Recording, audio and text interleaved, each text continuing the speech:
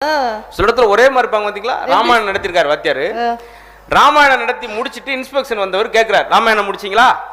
பாப்போம் எப்படி முடிச்சிருக்கேன். தம்பி ஓரத்தில் புழு சட்டை எந்திரிங்க.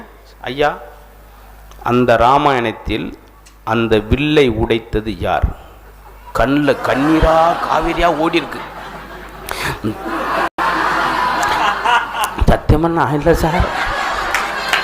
ஏன்னா நக்கல் பண்றீங்களா? இன்ஸ்பெக்ஷன் அதிகாரியே நக்கல் பண்றீங்களா?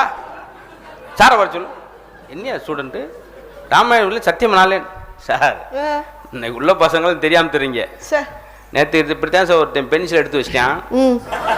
முதல்ல கேட்டுக்கு இப்படித்தான் இல்லைன்னா 2 குரூப் கொடுத்தில்ல, நான் தான் எடுத்துன்னு ஒத்துக்கிட்டேன். வெந்தான் சார் உடைச்சிருப்பேன். தூக்கி போட்டு 4 மிதி மிதிங்க வெந்தா உடைச்சிருப்பேன். என்ன இவனை பற்றி தெரியும். நேற்று வரும்போது இப்படித்தான் ஒரு புளியம் குச்சி உடைச்சிக்கிட்டேன் சார். அவர் திகச்சிருக்காரு.